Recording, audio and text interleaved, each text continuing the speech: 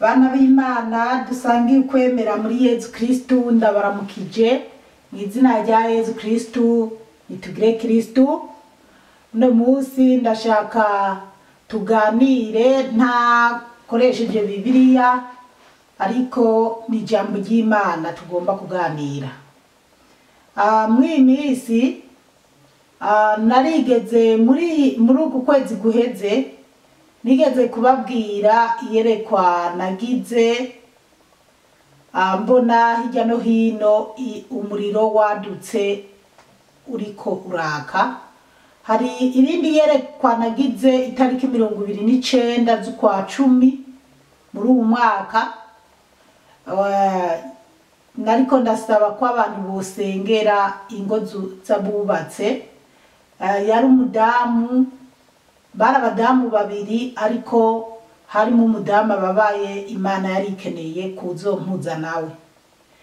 Narabasiguriye rero igituma nshatse kubabwira uko, aho nasigura iryo yerekwa nyuma narababwiye namye nkurikirana uko byari byagenze. Ngiye guheza narababwiye ati neretswe Imana inyereka imva, nabonye imva ati uko biri kose ari mu muryango w'iwacu, ari mu bagenzi banje b'inkoramutima, haragiye kuzopfa umuntu. Ubwo rero niyo mpamvu rero uno munsi nshatse ko tuganira ku bintu biriko biraba mw'isi no ku bintu mba neretswe umukama bayampishuriye. Nabivuga bamwe kumbure bakabyumva, abandi ntibabyumve. Ndagerageje gukurikirana mu nyigisho maze iminsi ntanga, kwiyerekwa nari nababwiye nigeze kugira muri iyi minsi heze, ukuntu umukama yampishuriye umuriro uri kuraka hirya no hino, haba mu mpande, haba inyuma, haba hirya hose. Nabona umuriro uri kuraka nk'aho umuriro wari kuraka isi yose. Noneho jewe fata akayira niruka kugira ngo mpunge. Mugabo naho nariko nahunga semerera mvuga ati bana b'Imana nimuhunge, raba isi irikiraka ahantu hose hariko harasha, nimuhunge duhunge, ati murahiramo nimutahunga murahiramo. Bamwe bakandaba ndiko ndavuga nkabona bararitsa amajosi ntibanyumve. Nje ndakomeza niruka ndiko ndahunga, umuriro uri inyuma yanje, hirya no hino ari umuriro. Kandi nkabona abantu bamwe na bamwe ho kugira ngo bahunge uwo muriro, ahubwo bariko baragenda kuwitamo. Ubwo rero gusa jewe narabandanije ndirukira mpunga, kandi narageze ahantu ngera ahantu heza.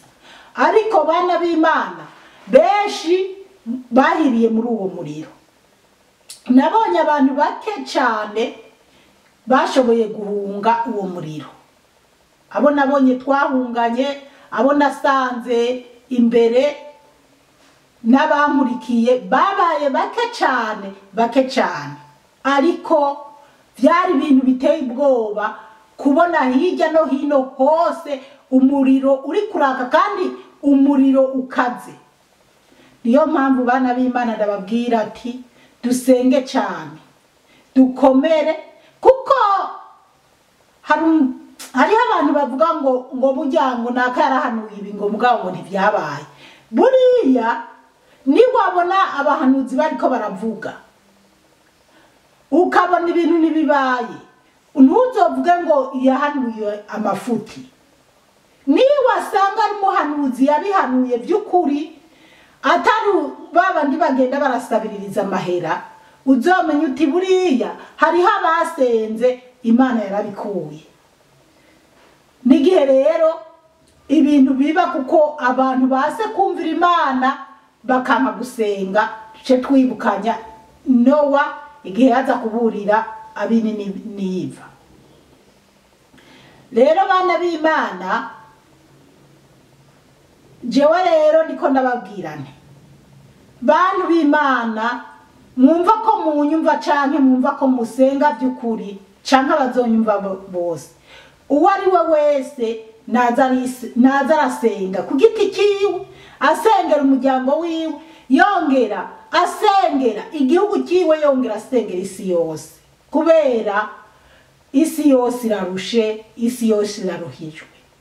Rero igituma kandi ndabigarutse ko hari ibyo Umukama yambishuriye, ariko kandi ngira manze mbabwire, narababwiye ati neretswe mbona imva, Imana yanyeretse imva.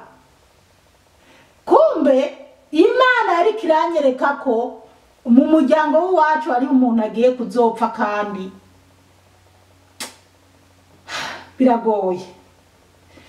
Sishaka kubivuga ku burebure neza kuko n'ubu mu muryango bamwe ntibarabitegera, abandi ntibarabyemera ko yoba yarapfuye.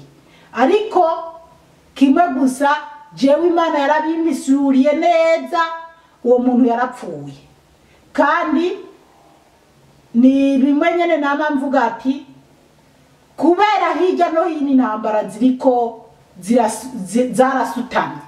Hariho rero mu gihugu cyacu cyiza cy'u Burundi, mu by'ukuri nibaza ko kandi nta ntambara iriyo, ariko hariho abana b'Abarundi bariko baragwa ku misozi, bariko baragwa mu gahinga, kandi benshi bagenda mu bihugu bitandukanye, bariko kumbure bari kugwana mu bihugu bitandukanye. Yewe usibye n'ibyo, nagiye ndabatangariza, hari igihe nigeze kuvuga ibijyanye n'abo muri Ukraine no muri Ukraine, kuko hariho bamwe bariko barahabwa amahera ngo bagende kugwana muri izo za Ukraine.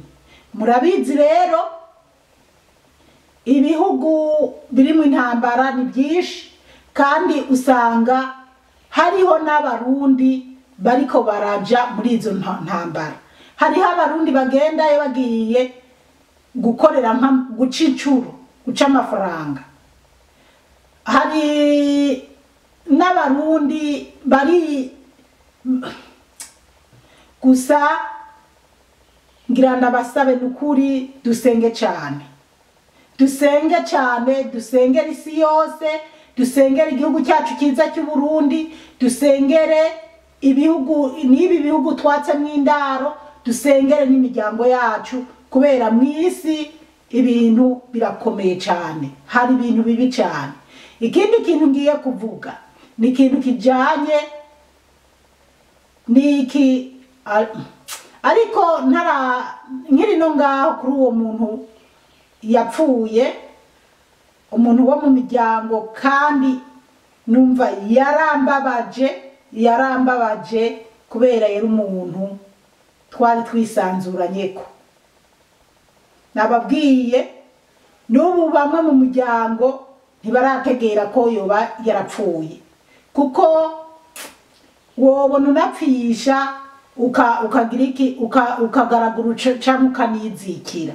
Ariko mu by'ukuri jewe Imana nari naranabivuze, no mu muryango nari narabibabwiye, jewe mu by'ukuri ndazi neza uwo muntu yarapfuye.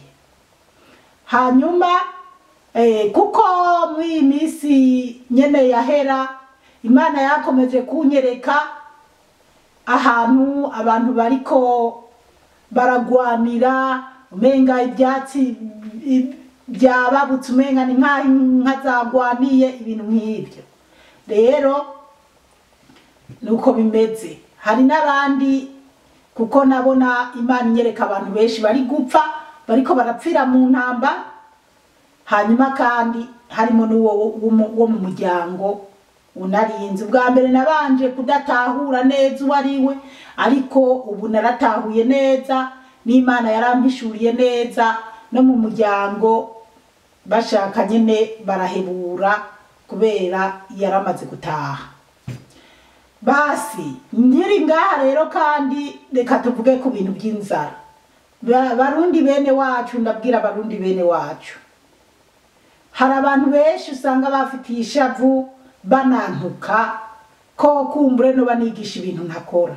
Mugabo jewe ikintu ngira nisabira Abarundi bari mu gihugu imbere cy'u Burundi, no basaba ati bakura amaboko mu mpuza, bafise amatongo barime, by'ukuri barime.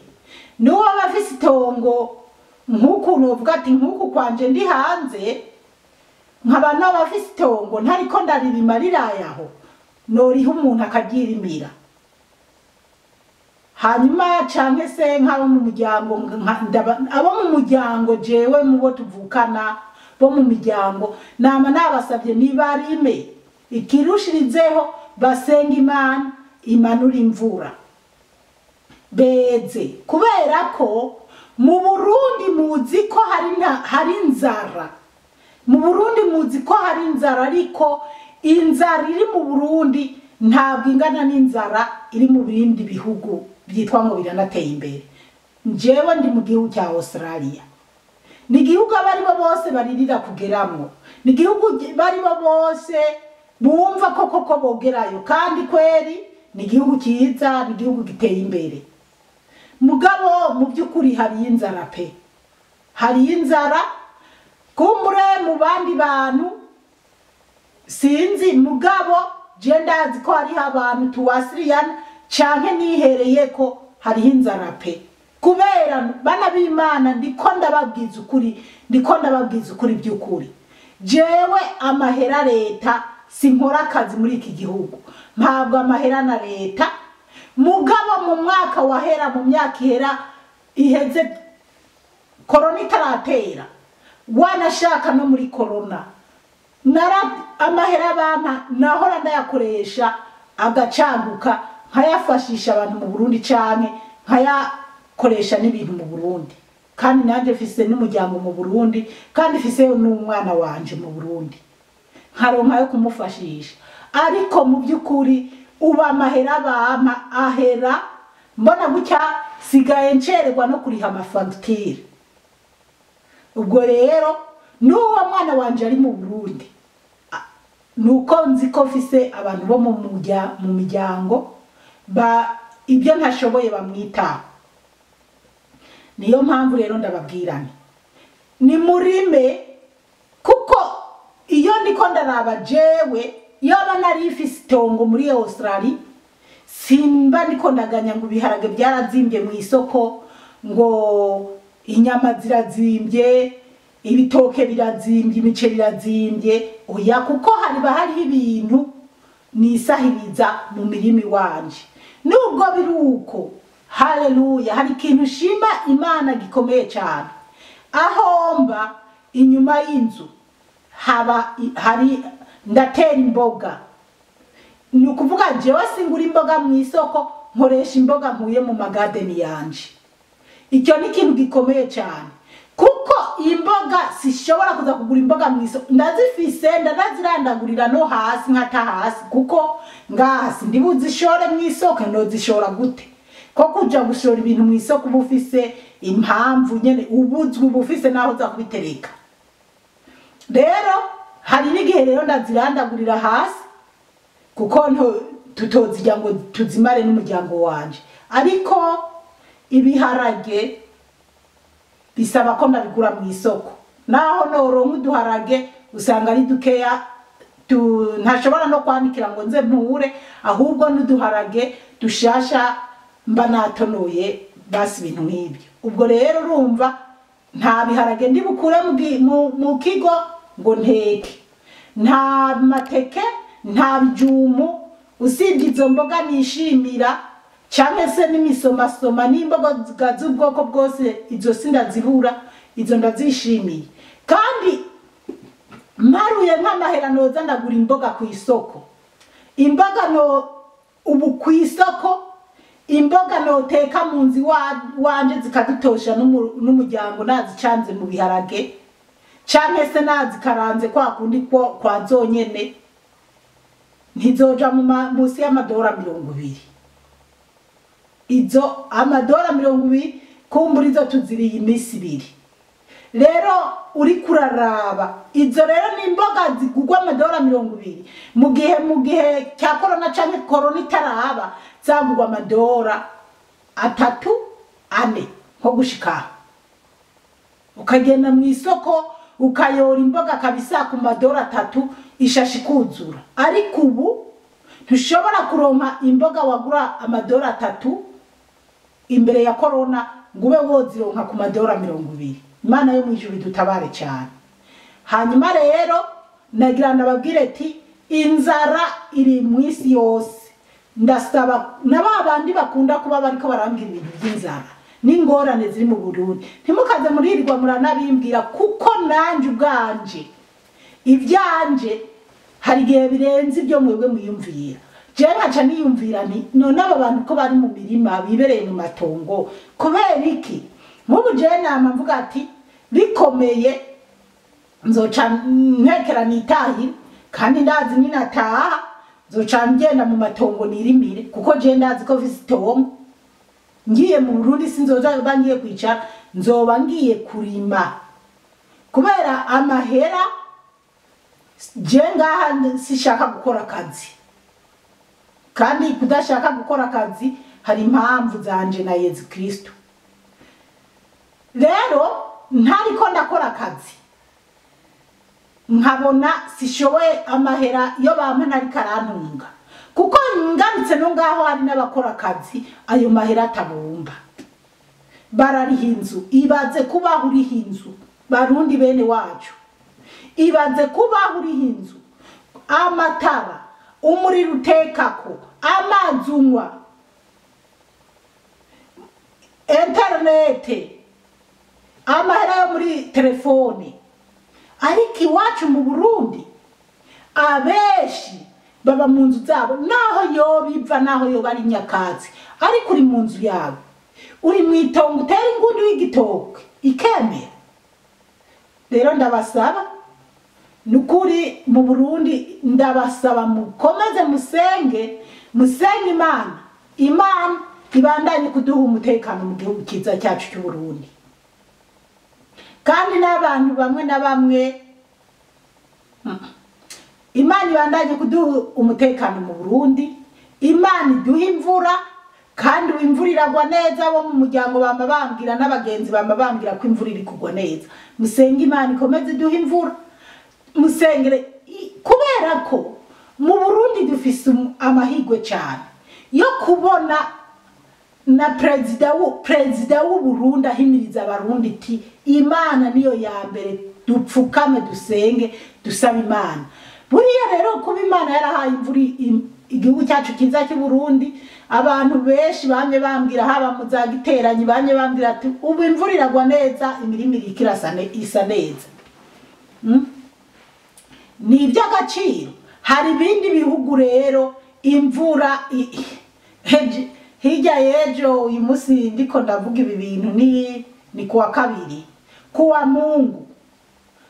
Mungu haracizuba sanga utuboga nateye ibiharage byababutse kandi ntako ntari ndagize mu kuvomerera ariko ubu yaraje ko nabonye biriko birahembuka bimeze neza. Hari nibindi byari bikiri bitonya ntangorane byagize ariko hari ibintu rero harahandi izuba ririko rirabitwika canke simbe irikira birandura. Rero Imana yaduhaye igihugu kiza cy'u Burundi gifise umuyaga mwiza weza nziza. Ndabivuge mu Cyongereza kubera sinumva uko ndi bukivuge mu Kirundi. Dufise igihugu kirimo kimeze neza, mbega kimeze neza haba mu zuba haba mu mvura haba muci biba bimeze neza. Rero nimwabishaka inzara muzoyitsinda kubera ko hari abantu njewe bagiye bambwira ibibazo bafise mugana mubwira ati ndafise itongo ndaguhita kugenda urime agaca ntiyongere ku telefone. Hari abandi usanga bari mu za Bujumbura nagiye mbwira ati ndabasabira akazi ahantu ko gukora ikiyede aha ngo sinokora ikiyede narize ndafise diplome kunuku ngo mugabo ngo ntwara imodoka niki. Bana b'Imana je ndashima abazungu. Hari gice g'abazungu n'igice nabakunda ndabemera. Umuzungu nawe ba afise diplome meze gute akaza kariko kose ntakinefa guza ngaha muri Australia hariho abantu bize kabisa bafise mbese bafise impamyabushobozi cyangwa imitsindi ikomeye ariko ama master mugabo bagize iki bakora akazi kabaye abaye.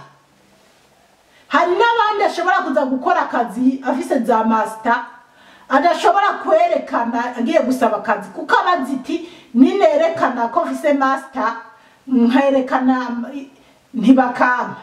Byoba byiza nerekanye certificate ya 3 canke nerekanye umutsindo uyu n'uyu kugira ngo nakazi wenda ibindi akazobikurikirana nyuma.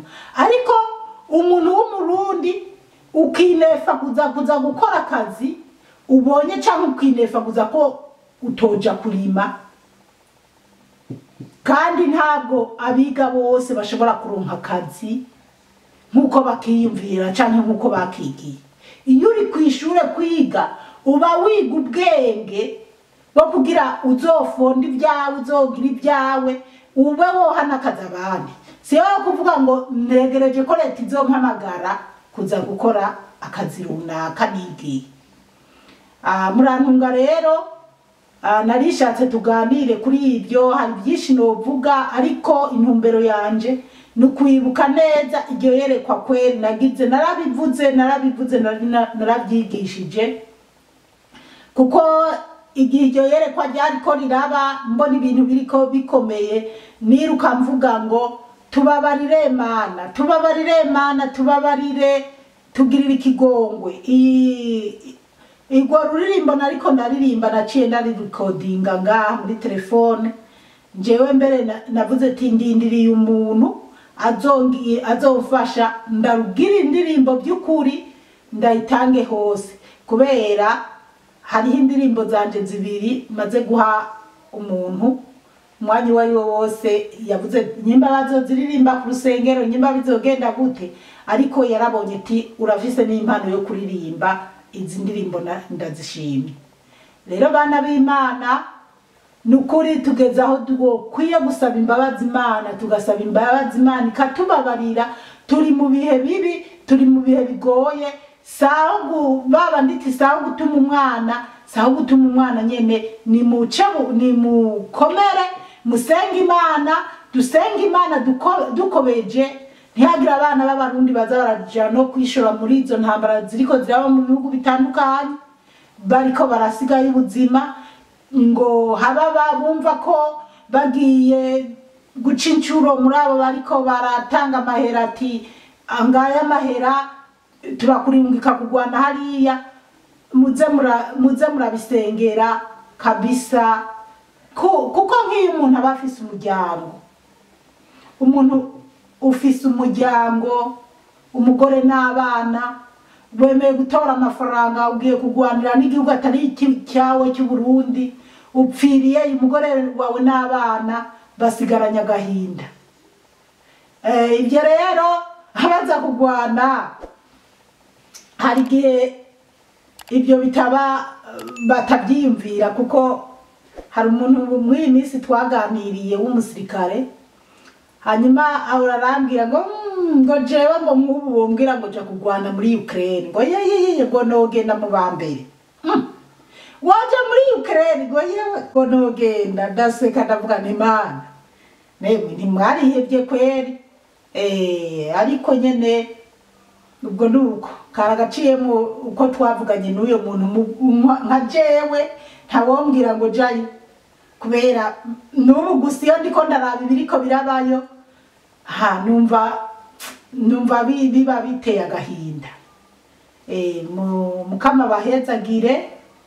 Mukama bahezagire cyane, mwarahezagiwe n'Imana ku izina rya Data n'irya Mwana n'irya Mutima Mweranda, amen.